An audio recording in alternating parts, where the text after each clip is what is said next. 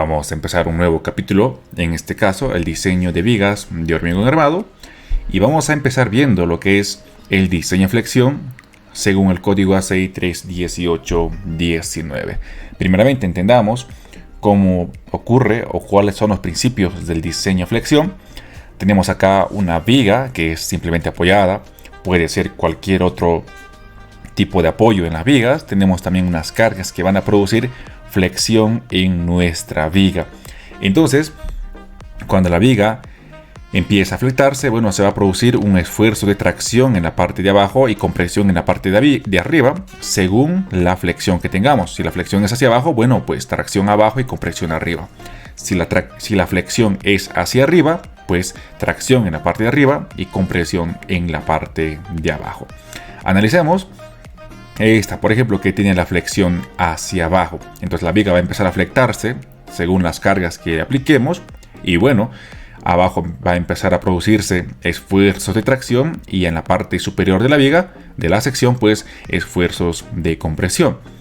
Si la viga no tuviera acero de refuerzo, entonces fallaría directamente por la ruptura, ¿no? Por el agrietamiento excesivo que tendría esta viga. Y bueno, como no tiene resistencia a la tracción, en vigas no consideramos la resistencia a tracción, entonces directamente fallaría.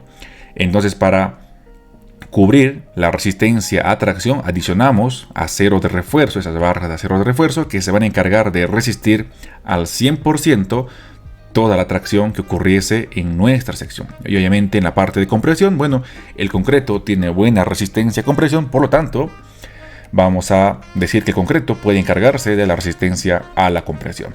Aquí tenemos un esquema más de cómo puede visualizarse nuestra viga. Como tenemos ya que en la parte de abajo se produce tracción y en la parte de arriba compresión, ¿no es cierto? Entonces, bueno, en la parte de tracción va a producirse un estiramiento de las fibras y en la parte de compresión un acortamiento, producto justamente de la compresión que tenemos en nuestra viga.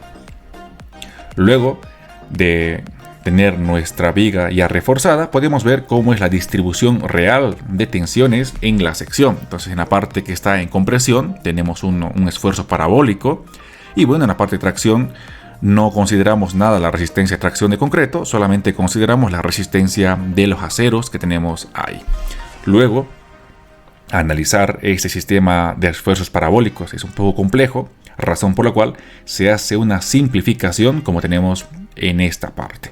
Se considera como un esfuerzo rectangular uniformemente distribuido a una distancia con una profundidad A, que se conoce, bueno, este rectángulo como el rectángulo de Whitney. Por lo tanto, ese valor de A se conoce como el rectángulo de Whitney. Además, estamos analizando una viga rectangular de un ancho B. La magnitud de este esfuerzo de compresión es de 0.85, el valor de F'C, ¿no? Ese 0.85 tiene que ver con la simplificación de un esfuerzo parabólico a un esfuerzo rectangular, es decir, estos son equivalentes. Luego podemos ver de acá cómo se ve realmente los esfuerzos en nuestra viga. Tenemos ahí la sección de viga, el esfuerzo rectangular equivalente, que es el rectángulo de Whitney, tiene una profundidad de A, ¿no? Y tenemos ahí además la resultante de esa fuerza en compresión, que es del concreto. Recordemos que la magnitud de las tensiones o los esfuerzos en compresión es de 0.85 F'C, como tenemos en esta imagen, a una profundidad de A, toda una profundidad de A. Luego, el eje neutro de la sección, es decir, en la zona donde no existe compresión ni tracción, el esfuerzo es de 0. Bueno, es una distancia C que se mide desde la fibra más en compresión hasta el centroide, hasta el eje neutro de nuestra viga. Entonces, todo eso de acá es el esfuerzo parabólico. Aquí sería C, la distancia desde la fibra en compresión hasta donde acaba los esfuerzos parabólicos. Hasta ahí llegaría a ser C, ¿no? En este caso A es menor a C porque A estamos considerando como una zona equivalente donde A es menor que C. Sin embargo, encontrando A podemos determinar también el valor de C según lo que nos dice el código ASEI. Pero que quede claro que A es la profundidad del rectángulo de Whitney, de ese rectángulo o de esa distribución de presiones equivalente, y C llega a ser el eje neutro, ¿no? A no es el eje neutro, C es el eje neutro. Por lo tanto, encontrando A, determinamos C, o viceversa, teniendo C, determinamos el valor de A. Podemos sacar la resultante de esa fuerza en compresión que tenemos ahí, de esos esfuerzos distribuidos, que llegaría a ser simplemente el volumen de ese esfuerzo distribuido, que sería A por B por 0.85 F'C, como tenemos en esta zona. Y luego la resultante de los esfuerzos de atracción del acero, pues simplemente sería el área del acero multiplicado por el valor de Fy. Estas imágenes han sido obtenidas por parte del ingeniero Marcelo Pardo.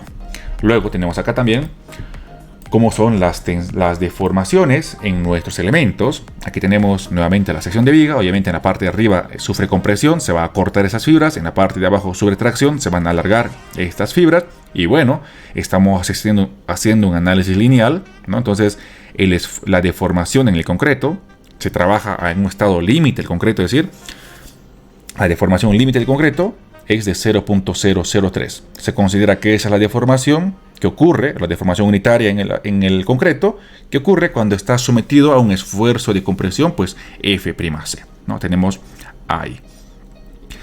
Entonces vamos a considerar que el concreto está actuando en su zona límite, es decir, se va a deformar 0.003 según el código ACI. Y también podemos calcular acá la deformación del acero E sub T, ¿no? Y eso, bueno, vamos a poder calcular haciendo relación de triángulos, como conocemos la deformación SU 0.003, que el código ACI nos los dice. Enseguida vamos a hablar acerca de eso. Entonces, esa deformación ocurre en la parte de compresión y E sub T en la parte de tracción.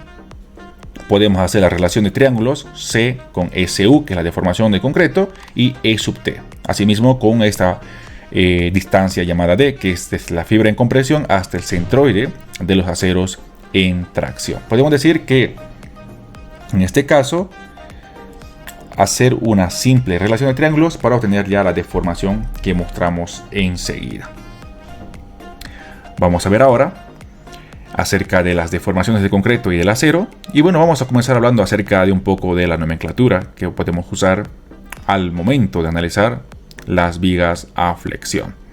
Fy es el esfuerzo de fluencia del acero, F'C la resistencia a compresión del concreto, y tenemos también los módulos de elasticidad tanto del concreto como del acero. Tenemos aquí ES, la abreviatura para el módulo de elasticidad del acero, E sub C, la abreviatura o la nomenclatura para el módulo de elasticidad del concreto, que es 15100 raíz de F'C, y E sub S puede adoptarse como 2.1 por 10 a la 6 kilogramos fuerza centímetro al cuadrado. Asimismo podemos hablar acerca de la nomenclatura de las deformaciones. SU es la deformación máxima del concreto, ¿no? Y es 0.003 según el código ACI. Enseguida vemos la cita con el código ACI. ETY llega a ser la deformación del acero en un estado de fluencia, es decir, cuando el acero tiene un esfuerzo igual a Fy, entonces ETY corresponde a ese esfuerzo, ¿no? Tenemos que es la relación de Fy entre el módulo de elasticidad del acero, y con eso calculamos la deformación del acero en un estado de fluencia. Y luego podemos calcular la deformación real que experimenta el acero, basándonos simplemente, bueno, en una relación de triángulos que podemos hacer en esta imagen, o la que podemos hacer también en esta. Nos va a dar lo mismo, que E sub T es igual a SU multiplicado por D sub T menos C entre C, siendo D sub T la distancia desde la fibra más en compresión hasta el centro de los aceros más en tracción.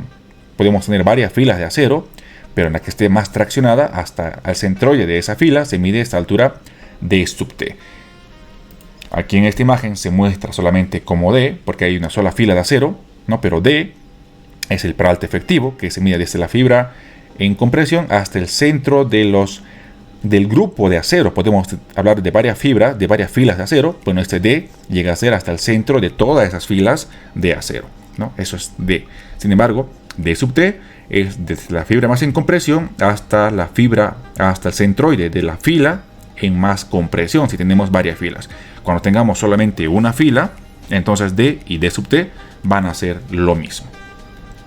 El valor de D sub T se usa para hacer el cálculo de deformaciones y el valor de D se ocupa para hacer el cálculo de la cantidad de acero que vamos a necesitar en una sección. Vamos a verlo eso más adelante. Asimismo, podemos calcular otros tipos de esfuerzos, por ejemplo un FS, un esfuerzo cualquiera en el acero, y un ES, una deformación cualquiera también que puede ocurrir en el acero. Vamos a analizar este gráfico, que es la curva esfuerzo versus deformación que experimenta el acero. Tenemos una parte lineal, una parte de fluencia y una parte no lineal, y obviamente pues llegamos hasta el estado último. Analicemos para un valor de FY, que es justamente donde acaba la linealidad de nuestro material, ¿no? Y empieza a fluir el acero. O sea, cuando empieza a fluir, pues no necesitamos más esfuerzo y el acero se sigue estirando, es lo que quiere decir. Entonces, cuando alcanza un valor de FY, corresponde a una deformación ETY, como hemos visto en este caso. Luego empieza a fluir y empieza a plastificarse un poco el material, y llegamos hasta el esfuerzo último, que es el esfuerzo máximo que soportaría nuestro material. Y luego, si aumentamos un poco más la carga, bueno, simplemente fallaría. Obviamente, para un valor de FU, que es la deformación, la tensión última o el esfuerzo último, tendríamos una deformación también ETU. Sin embargo, nosotros analizamos en este rango elástico lineal hasta FY. O sea, nos interesa que el acero, bueno, llega a tener esa deformación y empiece a fluir. Es lo que nos interesa al momento de hacer los diseños. Entonces, consideramos nosotros el valor de FY en el acero para ver el esfuerzo que puede soportar nuestro acero en el rango elástico. Si es que supera el FY, entonces nuestro acero empieza a fluir y empieza a deformarse, es decir, empieza a estirarse como si fuera un chicle. Aquí tenemos lo que es la gráfica de la deformación, el esfuerzo de deformación de concreto. Esto ya se ha analizado en otra clase, y bueno, esta imagen que nos ayuda a determinar cómo podemos calcular E sub T, donde E sub T, que tenemos acá, es la deformación real que está experimentando nuestro acero con las cargas en nuestra viga, ¿no? E sub T es la deformación real que experimenta nuestra fibra de acero, que es la más traccionada de todas. Bueno, ahora sí hacemos la cita al código ACI. Entonces tenemos el apartado 20.2.2.2 que nos habla acerca del módulo de elasticidad ES para barras y alambres no preforzados, que puede tomarse como 200 megapascales, ¿no? Es el código ACI en este apartado. El valor de ETY, la deformación en estado de fluencia, se debe calcular como FY entre ES, es justamente lo que hacemos, y nos dice que para un esfuerzo de grado 420, ETY puede ser 0.02, pues da lo mismo. Si colocamos aquí 4200 entre módulo de elasticidad, que es 200.000, pues nos va a dar justamente ese valor, ¿no? Entonces es un simple ejemplo que tenemos del cálculo de ETY, que simplemente es FY entre ES. Luego tenemos acá la deformación unitaria del concreto máxima, que es igual a 0.003, lo que es ECU. Entonces tenemos aquí las citas para esas expresiones, y aquí nuevamente esas gráficas que nos ha servido un poco para estudiarlos. Vamos a hablar acerca de los tipos de fallas en las vigas y losas. Esto ocurre en ambos casos. Tenemos una falla dúctil. Bueno, nosotros tenemos acá nuestra viga, a la cual vamos a empezar a cargar. Nuestra viga nos vamos a empezar a cargar y vamos a empezar a ver el comportamiento que tiene esta viga ante las cargas que vayamos haciendo. Entonces, producto de las cargas aplicadas en la viga, el acero de refuerzo de tracción empieza a sufrir incrementos de esfuerzos a tal punto que supera el esfuerzo de fluencia. Es decir, en el momento que nosotros empezamos a cargar la viga va a empezar a flectarse poco a poco. Por lo tanto, esas deflexiones no son generalmente visibles, son pequeñas las deflexiones, pero empieza a producirse esfuerzos de tracción en la parte de abajo y de compresión en la parte de arriba, suponiendo la flexión hacia abajo. Podemos tener flexión hacia arriba, bueno, se invierte el análisis. En este caso, tracción abajo, compresión arriba. Entonces el acero va a empezar a concentrar obviamente esfuerzo de tracción y el concreto esfuerzo de compresión. Entonces vamos a analizar el acero. Si es que cargamos tanto la viga, tanto que los esfuerzos en el acero superen el esfuerzo de fluencia, entonces hemos dicho que cuando eso suceda, cuando los esfuerzos superan al esfuerzo de fluencia, pues el acero va a empezar a fluir. fíjate, va a entrar en esta zona y empezar a fluir, es decir, se va a empezar a estirar nuestros aceros, y eso justamente ocurre en esta parte.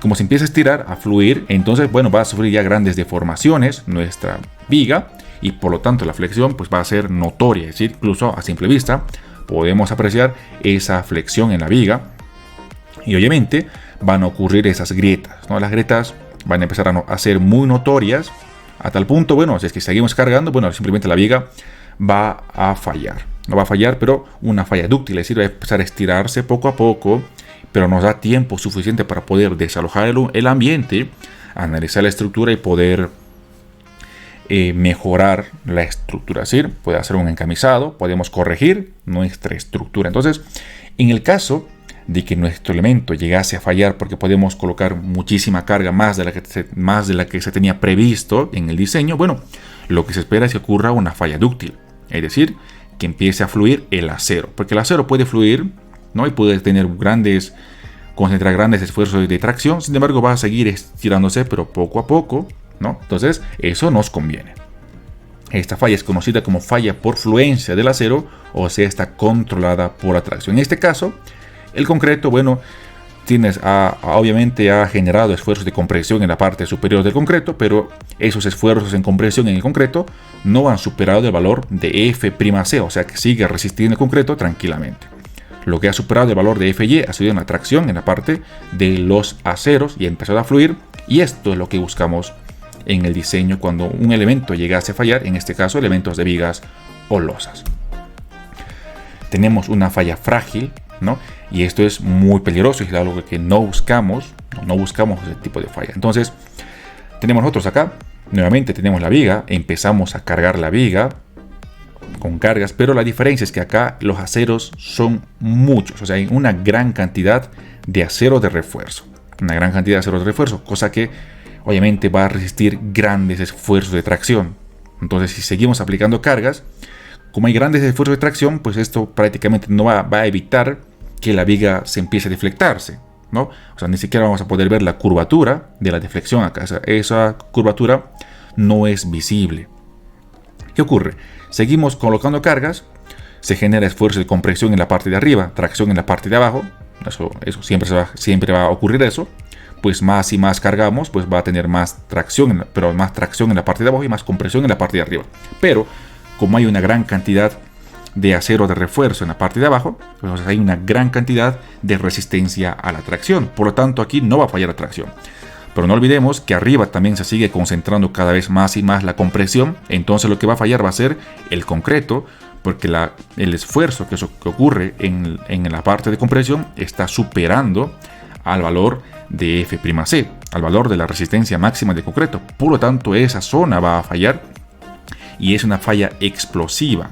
Es una falla explosiva, lo cual no nos da tiempo siquiera de poder desalojar un ambiente. Si esta viga fuera una viga muy importante, una viga clave en una estructura, y esta falla, bueno, automáticamente pues va a caerse la losa que está encima de esta viga y puede generar pérdidas incluso humanas, lo cual nosotros no esperamos. Además de que ese tipo de falla no es notoria, es decir, la flexión no puede notarse a simple vista, no podemos ver los síntomas de falla de esta estructura.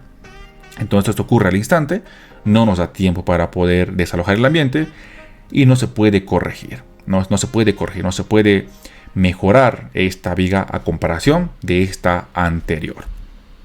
Es por eso que se controla, o sea, hay una cantidad de acero máxima que se debe colocar para evitar justamente el tema de falla frágil.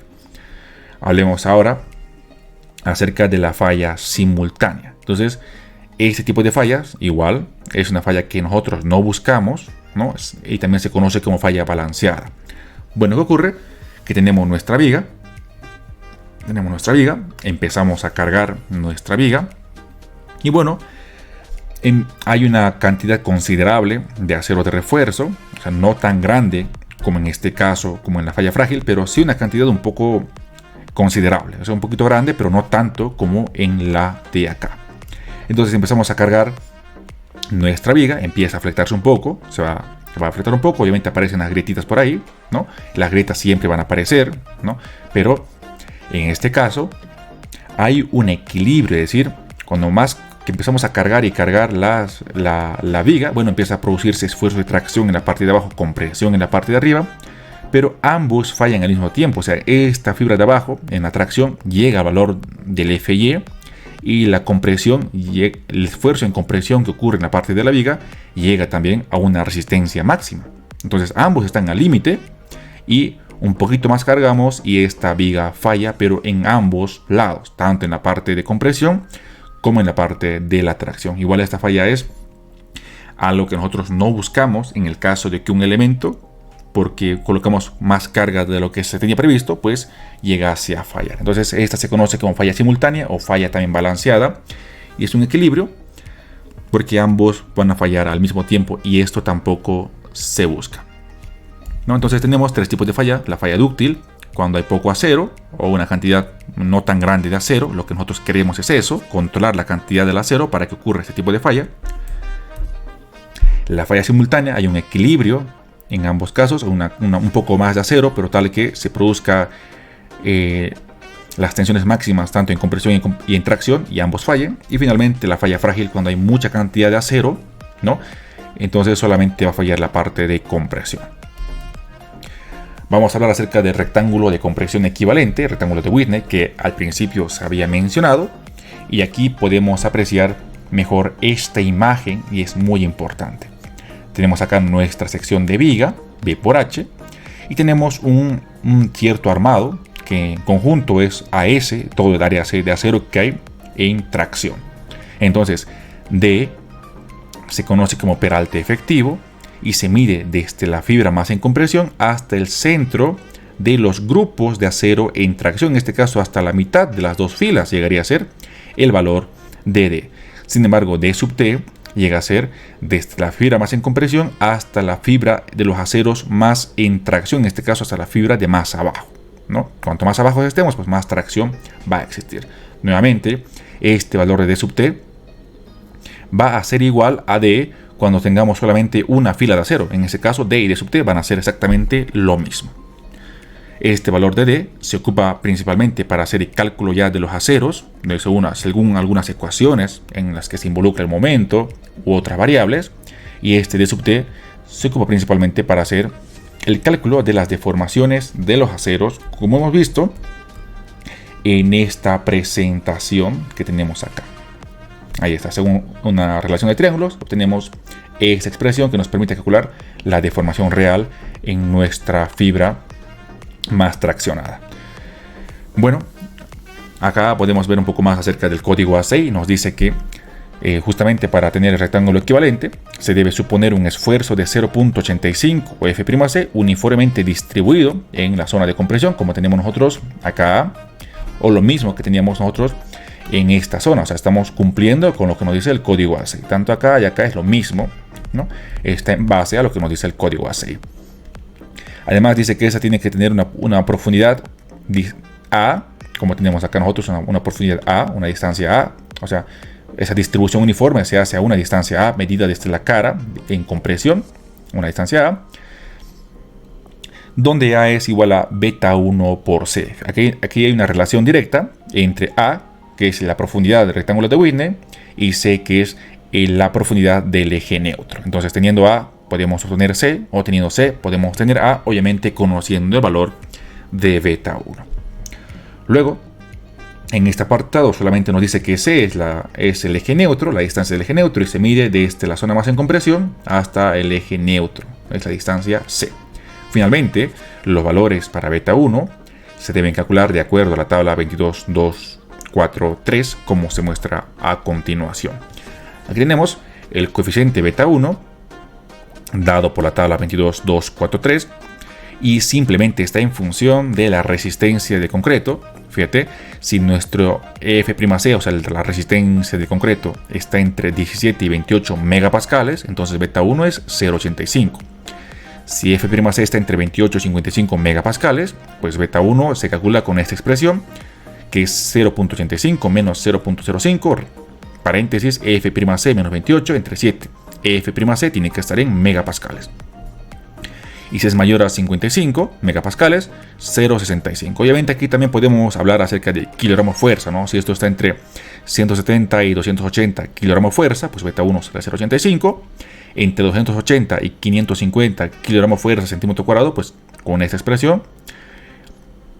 Y mayor a 550 kilogramos fuerza centímetro cuadrado, 0,75.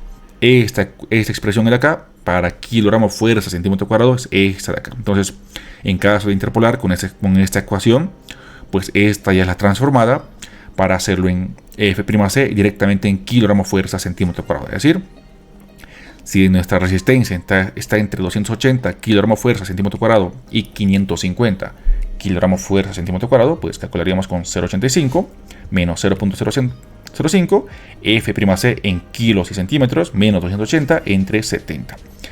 Luego, según el código A6, A es igual a beta 1 por C, entonces C sería A entre beta 1, y beta 1 es un valor fácil de calcular porque solamente depende de la resistencia de nuestro concreto. Y bueno, aquí tenemos unas imágenes en las que podemos ver dónde se involucra el valor de beta 1. Recordemos que eso ocurre porque estamos haciendo la transformación de un esfuerzo parabólico a un esfuerzo de compresión equivalente. Entonces aquí con la compresión equivalente de rectángulo tenemos una profundidad A, pero nos interesa el valor de C, que es la profundidad del eje neutro. Por lo tanto, con la ayuda de beta 1 podemos determinar el valor de C. Vamos a hablar ahora acerca del factor de reducción de resistencia Φ. Bueno, nosotros hacemos un diseño basado en estado límite de resistencia, o sea, en el análisis LRFD. Por lo tanto, no consideramos el 100% de la resistencia, es decir, consideramos solamente un porcentaje de la resistencia de nuestro material y no al 100%. Asimismo, hacemos una mayoración de cargas, como se ha hablado en el capítulo de análisis de cargas. Entonces, el valor de Φ va a depender de acuerdo al análisis que nosotros estemos haciendo en un elemento. O sea, dependiendo si analizamos un elemento para momento, corte, etc. En este caso tenemos acá la tabla 21.2.1 que nos habla de los factores de reducción de resistencia Φ.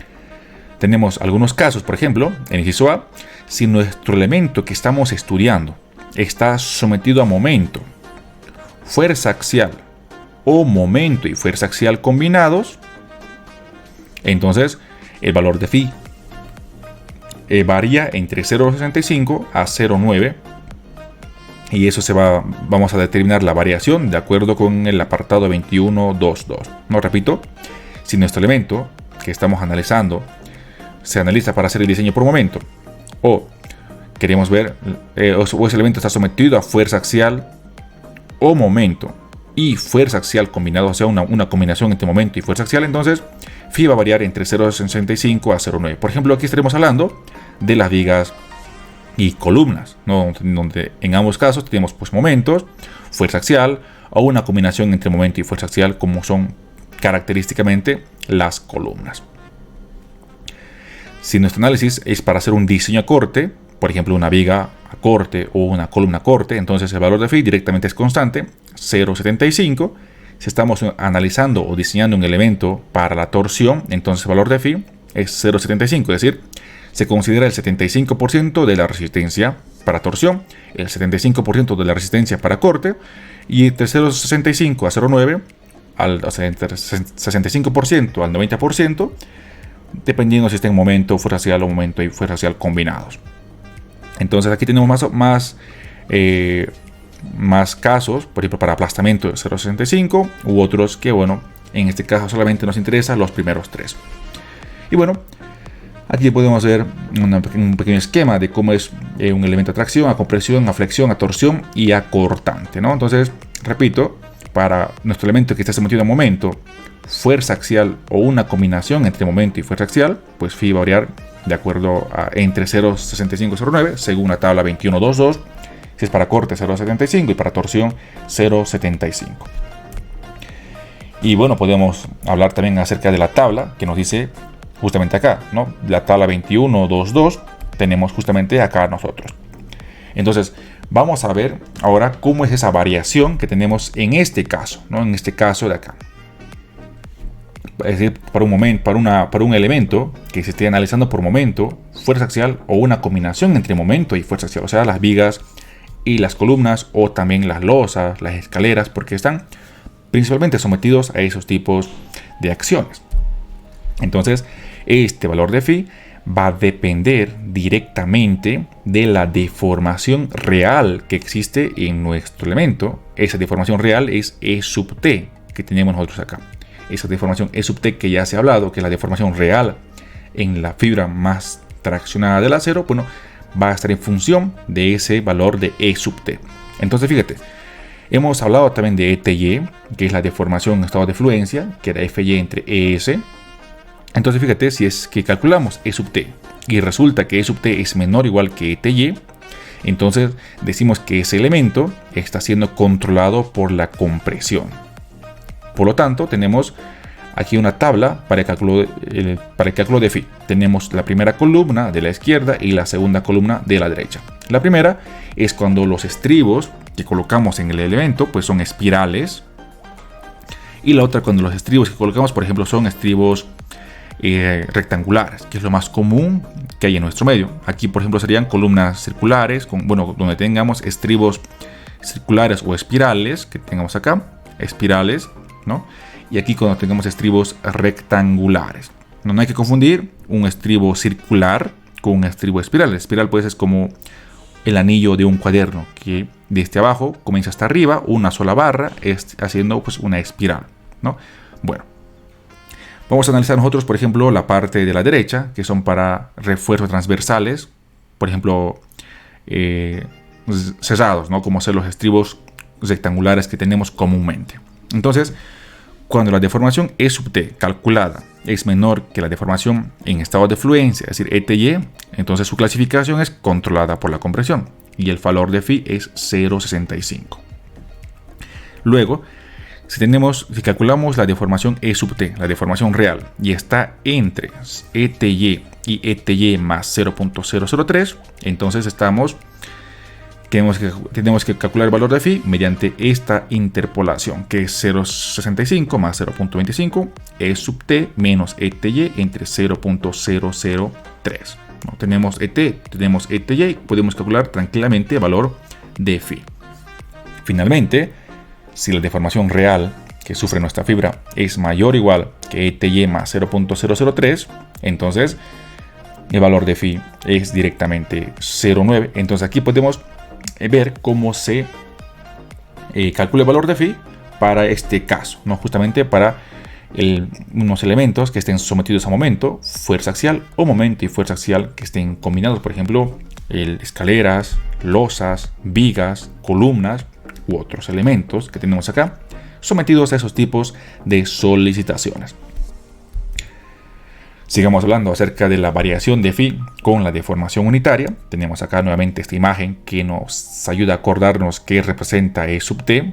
Y aquí tenemos esta imagen también dada por el código A6. Entonces, en este caso tenemos aquí un gráfico que está en función de la deformación unitaria en el eje horizontal y el valor de phi en el eje vertical. Tenemos dos gráficos, uno en color anaranjado, que son para estribos, por ejemplo, cerrados, como ser los estribos rectangulares que comúnmente ocupamos, y una gráfica que está segmentada en color azul, que llega a ser la gráfica para los estribos en forma de espiral, donde los estribos son en forma de espiral como el anillo de un cuaderno, desde abajo comienza hasta arriba, dando espirales.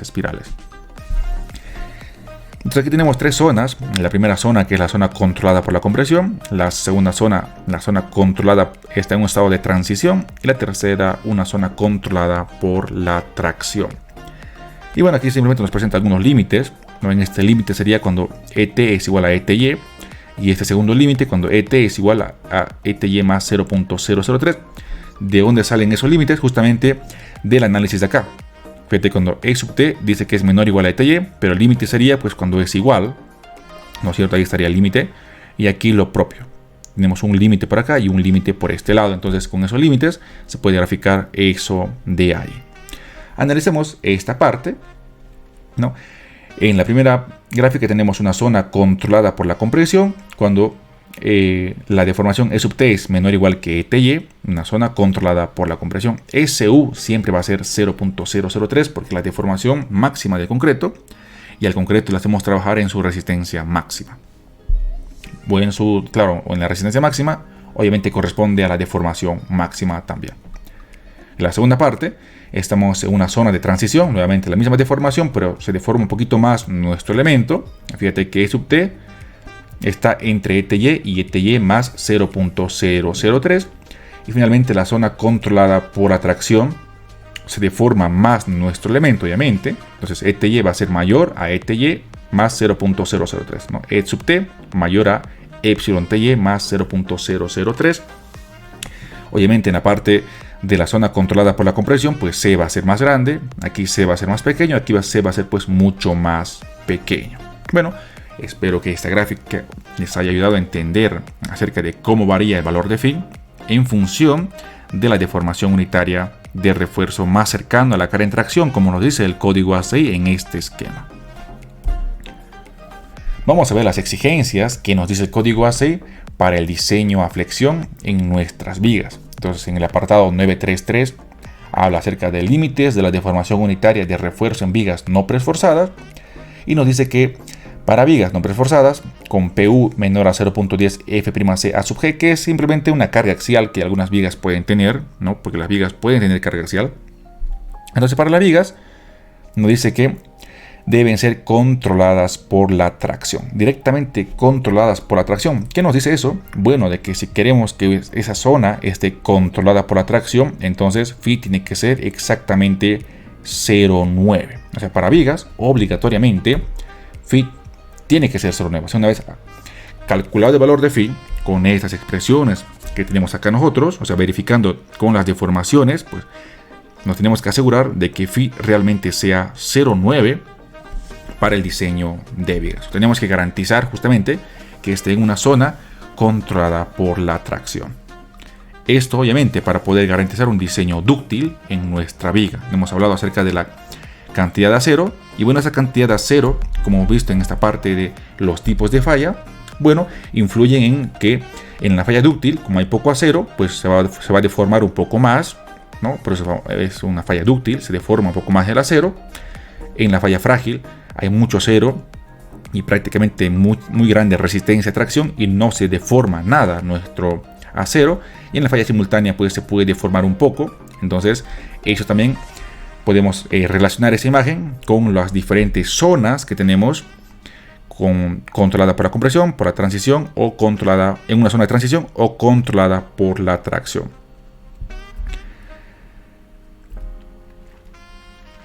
Luego podemos hablar acerca de las limitaciones del diseño de vigas a flexión según el código. Entonces podemos tener un acero mínimo que nos da el apartado 9.6 y nos dice que el acero mínimo que tenemos que colocar en una viga pues es en esas dos expresiones que ya están en kilogramo fuerza centímetro cuadrado. 0.8 raíz cuadrada de F'C entre Fy por W y por D.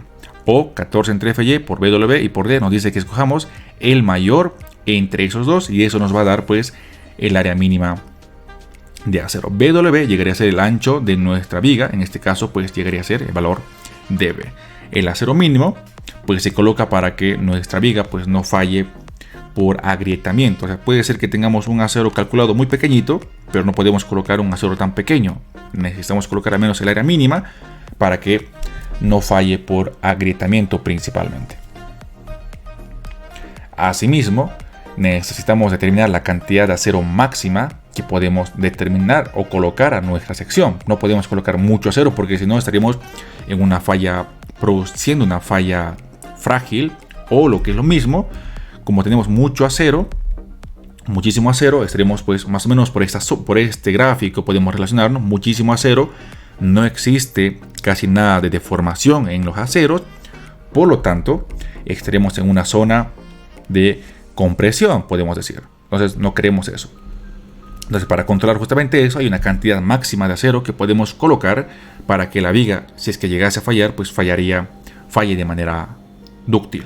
Entonces el acero máximo se puede calcular mediante esta expresión 3 por beta 1 entre 1000 por ETY más 6 por 0,85 F'C por B y por D sub T entre F y Y. Ya sabemos que es D sub T, sabemos que es beta 1, ETY simplemente es Fy entre ES, y ya podemos calcular el área máxima de acero para una sección que tenemos nosotros.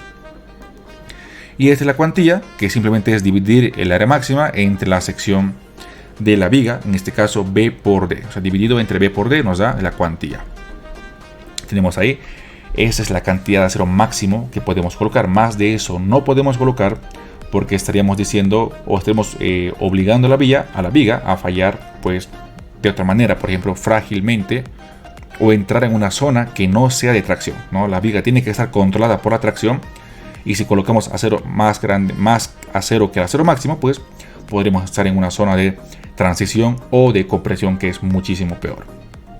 Y finalmente, la cuantía balanceada, pues esto se relaciona con la falla simultánea. Entonces hay una cuantía balanceada que se puede calcular con esta expresión. Entonces si colocamos un acero con la cuantía balanceada, lo que se espera es que ambos materiales fallen al mismo tiempo, tanto el concreto como el acero, ¿no? El concreto por compresión y el acero por tracción, ambos van a fallar al mismo tiempo. Entonces tampoco se espera este comportamiento. Por lo tanto, la cantidad máxima de acero se calcula con esa expresión, y la cantidad mínima con lo que nos da el código ACI.